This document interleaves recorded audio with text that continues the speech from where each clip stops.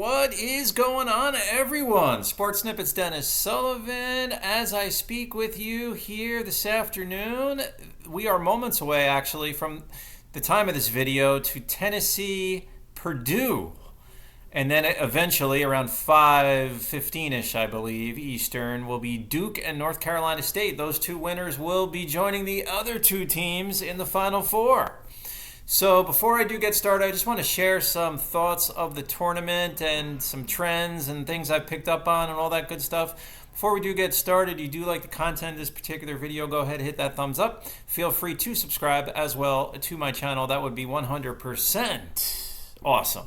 So to get started, Saturday night, wow, and Saturday evening into the night, we had two great games, and congratulations to the UCONN Huskies for their going away victory. I mean, they wound up basically winning by many points against a very good Illinois team. And congratulations to the Alabama Crimson Tide to reach their first Final Four ever, beating a very good Clemson Tiger basketball team.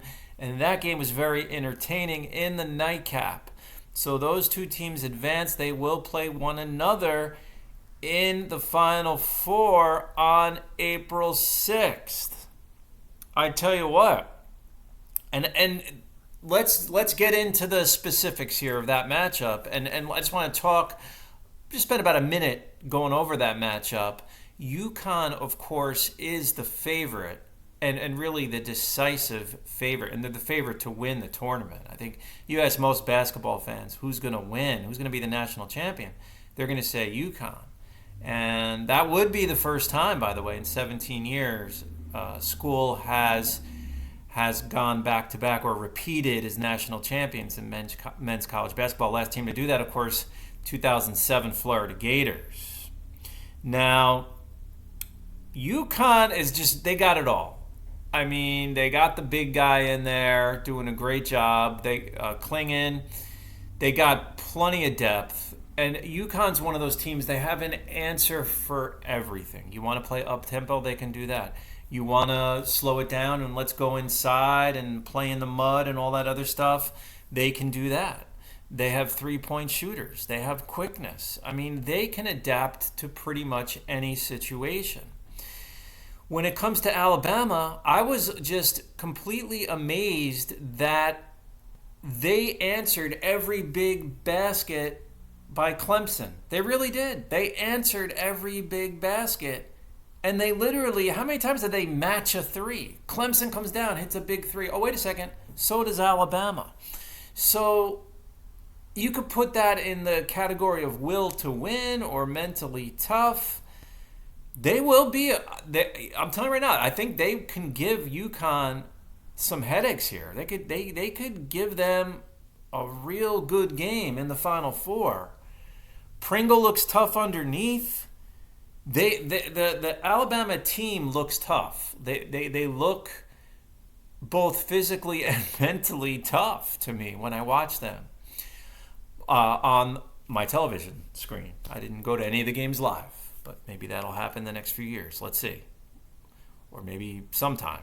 Check out a few tournament games. That would be great. So I'll say it's almost a toss-up in my mind. I think Alabama has a shot to upset the Huskies. They have a chance. Now, in these games on Sunday, by the time you see this video, one or both will already have been played. I did pick Tennessee to go to the Final Four. Two of my teams, I picked UConn and I also picked Tennessee. The other two that I picked are out. That is North Carolina and Houston. They're both out. So maybe I get 2 out of 4 in, but Tennessee has to win today. Who knows what's going to happen? And I think that Tennessee-Purdue game will be fantastic. And who knows what happens in that Duke-NC State game. And I'll tell you what, NC State has, I'll close out this video with you guys with probably my main thought of the tournament thus far, and that is NC State resembles everything good about college basketball when you watch them play. And by that I mean they're patient, they work for the best shot. We saw a lot of that in the Alabama Clemson game, by the way.